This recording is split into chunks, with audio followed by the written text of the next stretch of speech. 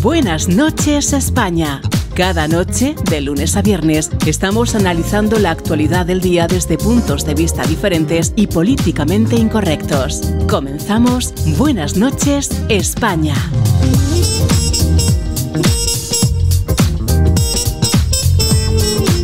Pues buenas noches, aquí estamos de nuevo, un saludo, soy Santiago Fontenda, aquí se abren estos 30 minutos en los que intentamos cada día, cada noche, para ser más exactos, repasar un poco lo más importante que ha sucedido a lo largo y ancho del planeta, también en España, lógicamente, y para hacerlo, pues contamos con buenos amigos y colaboradores, en esta ocasión con el regreso tan esperado, además sabemos que es así porque nos lo han dicho muchas veces, de Yolanda C. Yolanda C., ¿qué tal? Bienvenida. Buenas noches, España. Bueno, aquí está.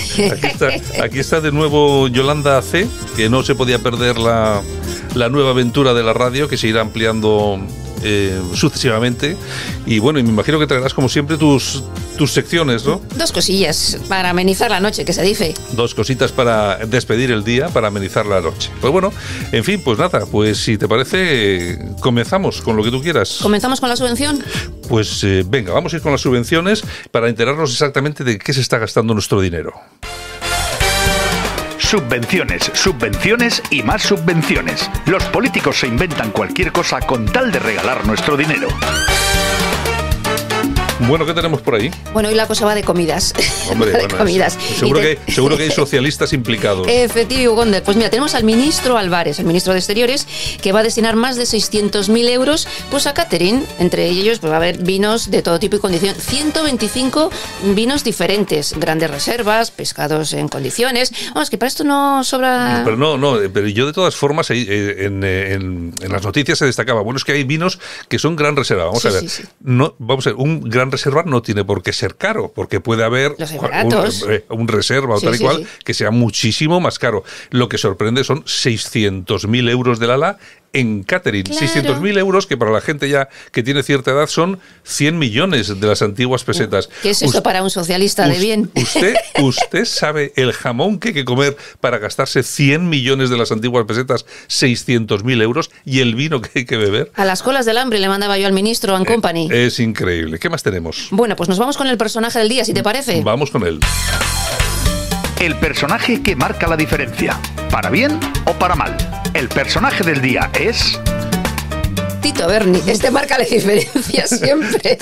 Tito Berni marca la diferencia para negativo, lógicamente. Pero bueno, oye, ahí está. Ya no se vuelve a hablar del asunto. Bueno, aquí le vamos a recordar, ¿eh? Sí, pero bueno, ya... todo esto hay que olvidarlo. Parece ser que ya se ha olvidado la gente de todo lo que había pasado, toda la corrupción que traía consigo Tito Berni y todo lo que le acompañaba. Bueno, ¿qué ha pasado con él? Pues mira, ha destinado 10.800 euros a una jamada. A una comidita. Claro, bueno, había langosta y pues que son muy aficionados a los mariscos. Claro, toda la izquierda son no deja comer mariscos a los demás, pero ellos comen mucho marisco.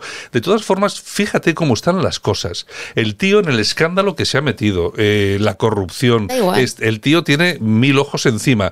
Bueno, pues no pasa nada. 10.000 euros. 10.800 en Casa Carmela. Debe ser el referente donde hacen las cosillas, las comidas de negocios, vamos. Bueno, a 10.800. 10.800 hay que gastar dinerito. Bueno, en comparación con Álvarez.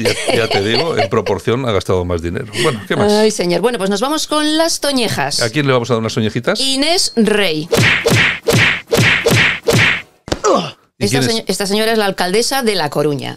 Y resulta que ha invitado al etarra Joseba Sarrionendía, que, si recordáis algunos, se escapó de la cárcel de Martutene en un bafle. Sí. Y estuvo escapado hasta que... Ellos ahora dicen que exiliado. Sí, exiliado. Bueno, pues lo han invitado a unas charlas literarias de poesía, porque aquí es poeta, el etarra es poeta. Sí, ¿no? Sí. Bueno, y eso ha sido la alcaldesa de La Coruña, lógicamente. Del PSOE, no podía ser de otro. El Partido Popular ha protestado y, lógicamente, ha elevado un poco la voz, porque yo creo que para este tipo de cosas merece la pena, ¿no? Es una persona que está condenada por terrorismo. Entonces nosotros nos llamó la atención que con dinero público, con el dinero de todos los coruñeses, se le pague a una persona que aún al día de hoy no ha pedido perdón y defendió la violencia. Y además me llamó la atención porque estuve un poco visualizando, ¿no?, su presentación, y se le presenta como un preso político que tuvo que irse al exilio. Primero, no es un preso político, es un político que estuvo preso por los actos terroristas que cometió. Y entró en la cárcel después de que tuvo un juicio justo. Segundo, no se exilió, se fugó de la cárcel, se escapó. Y no volvió a España hasta 30 años después, cuando estaban prescritos todos los delitos. Entonces pongamos las cosas en su sitio. Entonces nosotros pedimos explicaciones por qué estamos haciendo este blanqueamiento del terrorismo, de los terroristas, sobre todo personas que a día de hoy siguen sin condenar esos actos, sin condenar la violencia. Está pasando con el gobierno central, ¿no? Vemos que está pactando con Bildu. Bueno, pues el Partido Popular, que también se ha mostrado bastante tajante en cuanto a esto, hombre, que menos, ¿no? La verdad es que el tema del Partido Socialista da igual en Madrid, en cualquier otra parte de España, no nos extraña en absoluto que realice o que haga cosas como estas. La última, pues esta, que es llevar a un etarra, porque de eso no se deja de ser nunca, condenado por delitos, etcétera, etcétera. Bueno, los favores se pagan. Como si fuera un poeta, bueno, de lo más mejor que decía aquel, ¿no? Es poeta. En fin, es poeta. Ahora ya es poeta y no es terrorista. Bueno, ¿qué más? Nos vamos a los aplausos. Aquí le vamos a dar los aplausitos. Nicolás Pérez. ¿Por qué le damos unos aplausos? Pues mira, tiene 25 años, ganador del premio Jesús Galán por su expediente académico. Se graduó en Navarra con 12 matrículas de honor y ahora resulta que trabaja en el Hospital de Basurto en Bilbao, aquí en Bilbao. Bueno, pues tú fíjate, nosotros siempre decimos, además lo hemos repetido en innumerables ocasiones, ¿no?, que tenemos mucho talento en este país. Lo que pasa es que, claro, las circunstancias obligan, en la mayoría de los casos, a que nuestros jóvenes se vayan. La mayoría se van. Bueno. Se van. En fin, Yolanda. Lo mismo que yo. Esto es todo. Ya me voy, ¿no? Tú también, te has estrenado con 7 minutos. Bueno, el próximo día 10. Venga, me pues, pido 10. venga. Yo soy como el presi. Venga, Yolanda C. Chao. Un beso a todos.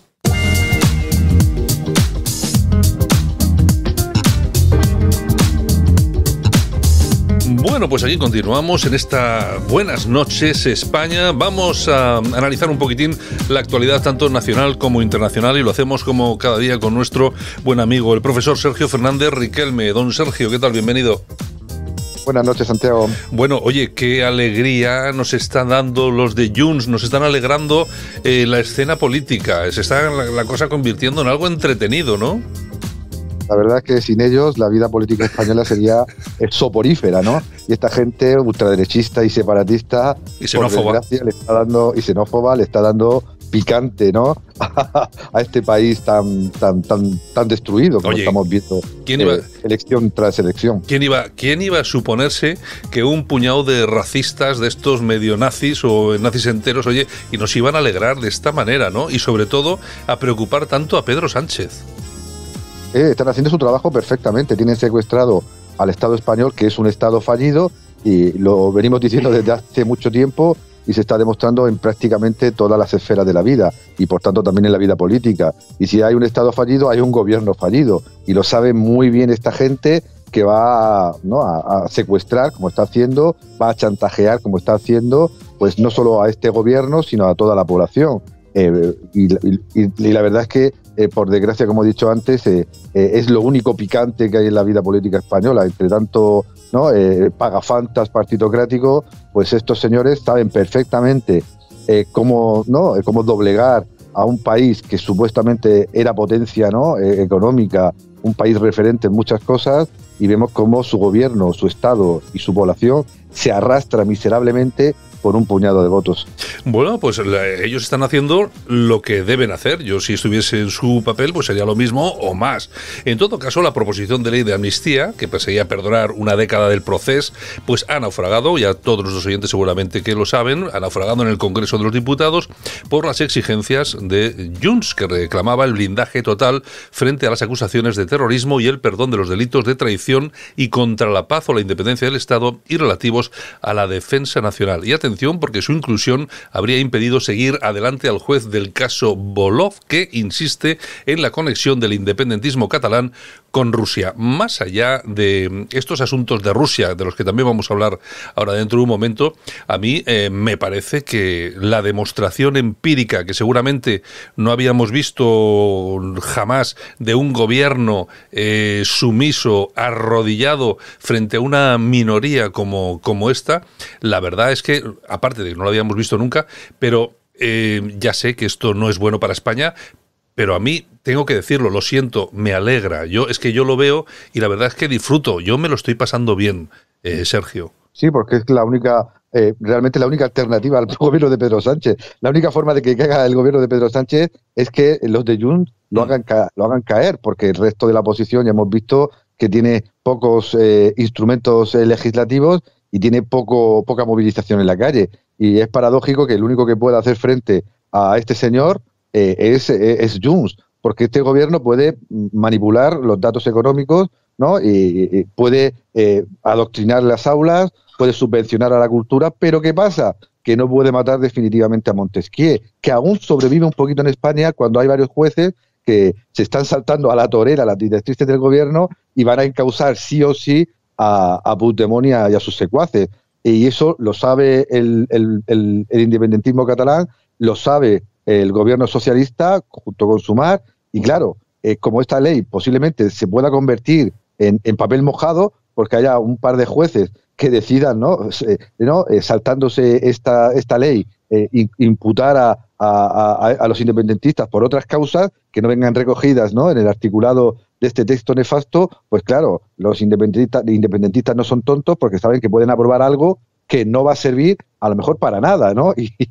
Y a lo mejor puede ser que el que haga caer a Pedro Sánchez no sea ni Abascal, ni Feijóo, ni Ayuso, ni nadie de la partitocracia española. Sean pues unos jueces que obliguen a Junts a ir a nuevas elecciones. Bueno, la verdad es que qué despreciable es Pedro Sánchez, cómo está actuando el Partido Socialista. Yo no sé qué es peor, porque aquí uno cuando ve este tipo de cuestiones intenta, ¿no?, analizar y decir, vamos a ver, esto ¿qué es lo peor de todo esto? ¿Qué es lo peor? ¿Pedro Sánchez? ¿Qué es lo peor? ¿La gente que le rodea y que le aplaude con las orejas? ¿Qué es lo peor? ¿La gente que le vota? A mí me es difícil intentar separar a unos de otros, pero yo siempre he defendido que aquí la culpa de todo la tiene quien vota a Pedro Sánchez, ¿no? Los palmeros son los palmeros que cobran su sueldo y hacen lo que tienen que hacer, y Pedro Sánchez, que es un ser bastante despreciable y que lo que está haciendo es increíblemente inaudito. Simplemente, pues bueno, vender la nación, hacer lo que le da la gana, con tal de mantenerse en el poder. La oposición, que hace algo de oposición, pero no mucho, porque mira que aquí no hay por dónde darle, y así están las cosas. Si cae el gobierno, como bien dice Sergio Fernández Riquelme, va a ser por culpa de Junts, que al final van a llegar a un acuerdo, porque Sánchez va a seguir cediendo, y al final pues sí, van a darle, además con toda seguridad, el blindaje total frente a esas acusaciones de terrorismo. Así que bueno, ya lo veremos, está todo muy entretenido, ya sé que está mal decirlo, porque España es la que sufre y todos los españoles sufrimos con todo esto, pero la verdad es que está muy entretenido, y sobre todo ahora han vuelto a meter esa coletilla de esa conexión del independentismo catalán con Rusia. Sergio, ¿hay algo de eso de verdad, o es simplemente que como ahora Rusia es el malo maloso, pues vamos a relacionarlos también con Rusia para que queden peor? Sí, es posible que en el entorno del independentismo se buscaran pues contactos internacionales que legitimaran pues su golpe de Estado y su ruptura con España. Pero creo que aparte de esa serie de contactos, pues reunirse con delegados rusos, como con delegados de Bélgica o delegados de Lituania, pues no tiene más impacto que conseguir fondos o conseguir alguna declaración de apoyo, ¿no? Pero el gran problema es esa conexión en qué se traduce. Iban a venir soldados rusos a liberar Barcelona, iba a venir Putin aquí a Barcelona a una cumbre bilateral entre el Estado catalán y el Estado ruso. Pues posiblemente haya alguna conexión, posiblemente también a nivel económico, y es por donde a lo mejor los jueces quieren meter mano a esos delegados independentistas que posiblemente cometieron el error de reunirse con quien no debían, ¿no? Con gente que mucho más preparada que ellos, que grabaría todo, que lo tendría todo bien filmado, obviamente para sacar tajada del Estado español, porque recordemos que cualquier país que se encuentra en una situación como desde el año 2014 Rusia, sometida a sanciones internacionales por su parcial invasión de Ucrania, en la zona zona del Donbass y en la zona de Crimea, pues buscaba hacer daño, como es obvio, a sus países enemigos, a aquellos países que habían impuesto sanciones, y por tanto es algo posiblemente dentro de lo normal. El problema es que los catalanes pues seguramente se reunirían con mucha gente y también con rusos, que ya sabemos cómo se las gastan a nivel de espionaje y de relaciones internacionales. Está claro. Yo creo que, bueno, alguna reunión seguro que ha habido, eso con toda seguridad, porque me imagino que el separatismo catalán estaría buscando puertas de salida y una podría ser la de Rusia. Rusia siempre tiene también sus puertas abiertas para muchas cosas, desde reunirse con el Frente Nacional Francés, incluso posibilitar que reciban créditos de bancos rusos para financiar sus campañas electorales en Francia, hasta, por ejemplo, esto, ¿no? En todo caso, lo que sí es cierto es que todo el tema de Rusia hay que cogerlo con pinzas, porque las fake news, las noticias falsas, bueno, están a la orden del día. La última, que a mí me ha llamado mucho la atención, la ha publicado el diario británico The Sun, que se ha reunido con varios expertos que han ofrecido, según ellos, las claves para derrotar a Rusia y que Putin no arrastre al mundo a una tercera guerra mundial, porque, según ellos, dicen, si Ucrania no gana la guerra, la OTAN se enfrentará a una tercera guerra mundial contra Rusia. Yo no sé exactamente esta gente qué tipo de drogas toman, pero la verdad no creo que tenga nada que ver una cosa con otra. ¿Por qué siempre en estas exageraciones? O sea, a Rusia no le interesa en absoluto dar un paso más allá de lo que ha dado, y bastante tiene con lo que tiene en Ucrania, que esto no ha sido un desfile militar, esto ha sido y está siendo una cosa más complicada, ¿no? Los buenos, que somos nosotros, siempre tenemos que tener a un malo, o sea, a ellos, al que echarle las culpas prácticamente de todo, incluido nuestros males. Conocemos las viejas películas norteamericanas de la Guerra Fría, conocemos otros muchos films donde tan hollywoodienses, donde claramente no se distinguía entre el bien y el mal. En este caso, Rusia es la más malvada nación del planeta Tierra, y además es una amenaza casi existencial a nuestros valores democráticos, liberales y de progreso, como estamos viendo en nuestro querido país. ¿Y qué pasa? Pues que yo creo que se están preparando ya para el escenario más probable, una rendición de Ucrania, e intentan evitarlo, ¿no? Intentan evitar, porque Valery Zaluzny, el famosísimo general ucraniano, ya advirtió de que el ejército ucraniano no puede resistir esto mucho tiempo, e incluso parece que se quiere presentar a las elecciones presidenciales que se han suspendido por la guerra. Parece que sería fatal con Zelensky, parece que Zelensky no quiere echarlo, pero no puede, y parece que ya se ven informaciones en la propia Ucrania, en los propios diarios ucranianos, donde se está viendo, aunque sin decirlo, pues que algo hay que hacer, porque la situación es totalmente insostenible. Pero en Occidente, como pasó al principio de la guerra, pues no se puede perder, no se puede doblegarse, no puede doblegarse las democracias occidentales a las malvadas autocracias de Oriente. No es posible, y por tanto hay que seguir agitando el avispero, seguir asustando al personal, seguir movilizando recursos, porque Occidente no puede perder esta batalla. No Ucrania, sino Occidente. Y por tanto, todas estas noticias creo que se están preparando para que Ucrania o algunos actores de Ucrania no tomen la decisión que parecía que podían haber tomado en Turquía en febrero o marzo de 2022, y que al final pues han conducido a una guerra interminable, donde el que está sufriendo no es el que vive en Washington ni el que vive en Bruselas, es el que vive pues en la propia Ucrania. Bueno, pues la cuestión es que no pinta nada mal el teatro de operaciones allí, pero bueno, lo que tampoco pinta nada bien, como hemos visto, es el trato informativo que se dan a determinadas noticias. Esto de intentar asustar a la gente, a los niños y a los mayores, diciendo que viene Putin, que viene Rusia, que va a invadir Europa. Bueno, a mí me parece que es otra salida de tono, pero bueno, que se engloba dentro de otra estrategia bastante más amplia. En todo caso, no es la primera noticia que vemos en este sentido, tampoco será la última. En fin, en otro plano y a nivel internacional, ya sabéis todos que estamos a tiro de piedra de las elecciones en El Salvador. Parece ser que, bueno, lo normal va a ser que Bukele arrase en estas elecciones, pese a la oposición muy blandita, ¿no? Poco tiene que hacer, porque es absolutamente corrupta, y frente a todo esto, pues la verdad es que no tiene mucha salida. Pero muchas veces, Sergio, muchas no, es que siempre que hablamos de El Salvador y de Bukele, hablamos de las detenciones de las pandillas, hablamos de la seguridad, que se ha convertido de ser el país más peligroso del mundo, resulta que el más seguro, pero se habla poco de todo lo que ha hecho Bukele en otro tipo de cosas, como por ejemplo la economía.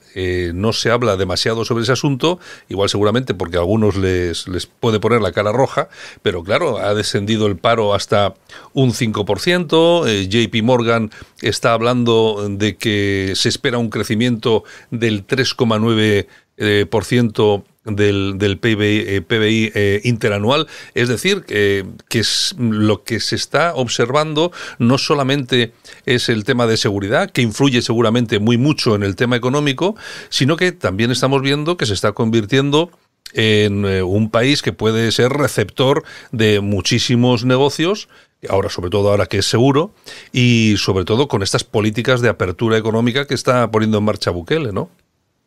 Sí, El Salvador es un pequeño ejemplo, como pequeña nación que es, de que la realidad puede superar a la ficción. La realidad de una población que demandaba seguridad y trabajo en un país que era prácticamente un estercolero de criminalidad, de droga y de otros asuntos turbios, fundamentalmente de los Estados Unidos de Norteamérica. Y de repente este señor, que venía, como otros soberanistas reconvertidos, que venía pues, de la escuela liberal democrática y progresista más avanzada, pues se dio cuenta de lo que realmente se jugaba en su país.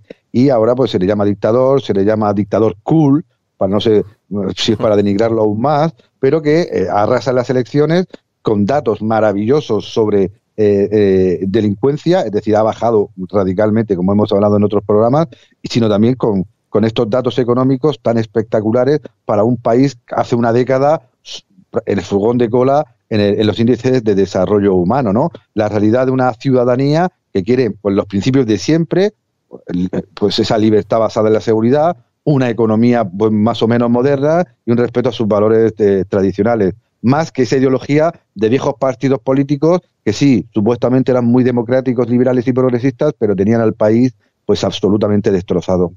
Bueno, pues la cuestión de los datos económicos es muy importante en El Salvador y es otro de los parámetros que seguramente va a tener en cuenta el votante, no solo la seguridad, que también para darle el voto a Bukele. El Banco Santander ha publicado un informe en el que dicen que la llegada de visitantes desde Estados Unidos ha comenzado a crecer con una intensidad inusitada. Los ingresos por turismo se han duplicado desde los niveles previos a la pandemia y ya superan el 10% del PIB. O sea, imagínate tú lo que se puede convertir, lo que puede hacer Bukele, porque claro, es que El Salvador es un paraíso con esas playas, etcétera, etcétera. Si además de eso, económicamente tienen posibilidad de poner en marcha infraestructuras, etcétera, etcétera, etcétera, se puede convertir, pues bueno, en una verdadera maravilla. Hay que recordar que en El Salvador la moneda que circula es el dólar americano y también el Bitcoin. Atención con este asunto porque El Salvador también se ha convertido en un punto de referencia para toda la gente, toda este mare magnum de personas en todo el mundo que están con el tema del Bitcoin, bueno, todo tipo de monedas de este tipo, y la verdad que también se está convirtiendo pues en un punto pues de llegada y de recogida de todo este tipo de personas que llegan con muchísimo dinero y que seguramente pueden ayudar a hacer El Salvador un poco más grande. Comentabas el tema de todos estos soberanistas que han llegado últimamente. Ya solamente falta Trump, que a ver, no sé cómo lo va a tener, y Bolsonaro. Yo no sé si al final regresará, porque también la verdad es que lo tenía muy complicado, ¿no? Trump sí va a regresar y puede ser por la puerta grande, también porque entendió que necesitaba un partido republicano limpio, ¿no? Limpio del establishment que le hizo la vida imposible durante sus 4 años de mandato y que luego miró hacia otro lado en esa noche electoral tan tumultuosa que tú y yo vivimos en directo en Radio Cadena Española. Pero Bolsonaro lo tiene más complicado. Salió muy herido de la derrota ante Lula, pese a que las encuestas le fueron muy mal, consiguió un muy buen resultado, pero también le han ido abandonando pues todos esos partidos que a la hora de la verdad se han acercado al poder, ¿no? Porque en este caso Lula ha sido bastante inteligente, pues llevándose mucho voto conservador, mucho voto liberal, con promesas que luego pues están quedando, como es obvio, vacías. Bolsonaro lo tiene más difícil, creo que no tiene ni la preparación ni el carisma que tiene Trump, dudoso, peligroso o lo que queramos, pero lo tiene, y veremos si Bolsonaro es capaz de remontar o dar el paso pues a otros que hay pues dentro del mundo soberanista y nacionalista brasileño, pero que cuenten con un amplio respaldo político que le permita no solo llegar al poder, sino mantenerlo. Bueno, pues regresamos a España porque me gustaría tocar un dato muy interesante que han publicado los funcionarios de prisiones. En España, en nuestras cárceles, se produce cada 17 horas una agresión. Se han denunciado una cifra récord de 508 agresiones en 2023, 10 de ellas de carácter grave. Bueno, la situación de los funcionarios, de la que se habla muy poquito en nuestras prisiones, en las cárceles, que sigue siendo realmente grave, ¿no? Sí, un Estado fallido pues se caracteriza por haber perdido parte del monopolio legítimo de la violencia. Y en este caso, amigos míos policías o amigos míos funcionarios de prisiones te dicen que en muchas ocasiones están vendidos. Primero porque los delincuentes tienen a veces más derechos que las víctimas y que los propios no profesionales que tienen que atender esta situación, y porque luego pues tienen una serie de limitaciones en el ejercicio de ese monopolio legítimo de la violencia que les impiden pues el control efectivo de ciertos delincuentes, la estabilización de situaciones, mantener la autoridad, mantener la estabilidad en centros de extranjería, en centros penitenciarios, en centros de la policía, y es una manifestación más, creo, de este Estado fallido que deja muy maravillosos profesionales que han sacado sus oposiciones, que se lo han currado muchísimo a los pies de los caballos. Porque en este país, en muchas ocasiones, por desgracia, parece que los delincuentes tienen pues más oportunidades y derechos que los propios profesionales que tienen que, según la ley, reinsertarlos. Pero, claro, si no tienen instrumentos para obligar como deberían, para controlar como deberían, para protegerse como deberían, pues tenemos estas noticias cada 2 por 3.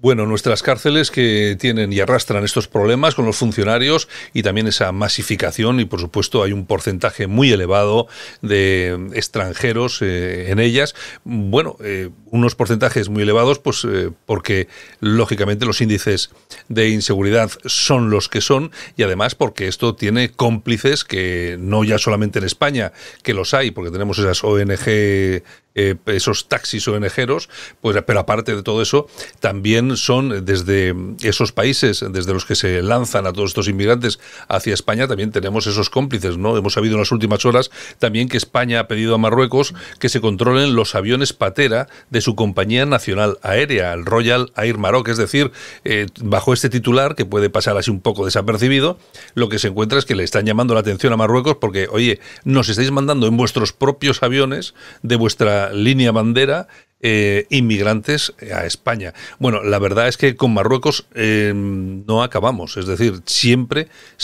vamos a seguir manteniendo esos problemas. Marruecos sabe de nuestra debilidad y la aprovecha. Esos delincuentes que tú has hablado, fundamentalmente de origen extranjero, vienen y hacen lo que hacen porque sabe qué leyes y qué normas hay en España, y muchos inmigrantes ilegales acuden en masa porque saben que no van a ser detenidos, van a ser llevados, como tú has dicho, en barcos, o nunca van a ser deportados porque nuestro país es el que es.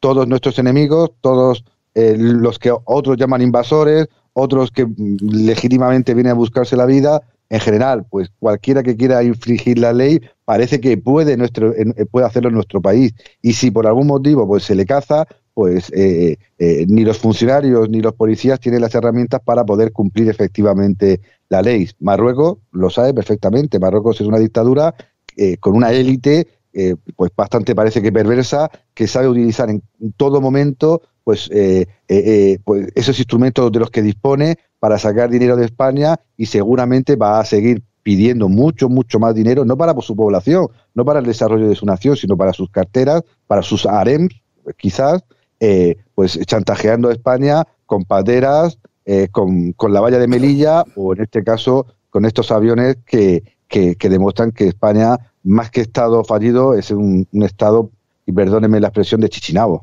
Bueno, pues la policía ha detectado que la compañía, la Royal Air Maroc, fleta a diario desde el aeropuerto Mohamed VI a Madrid entre 2 y 4 vuelos. En ellos viajan personas procedentes no solo de Marruecos, sino de distintos países africanos. Así que imagínense lo que está llegando. Nos fijamos mucho siempre en las pateras, pero de verdad el problema se produce en los aeropuertos, que es por donde llega una cantidad de gente muy importante. En fin, nosotros que nos tenemos que ir, nuestros 30 minutos de estas Buenas noches España que llegan a su fin. Don Sergio Fernández Riquelme, un abrazo muy fuerte. Un abrazo. Muchas gracias. Nosotros, como cada día, pues eso, nos despedimos, pero mañana regresamos.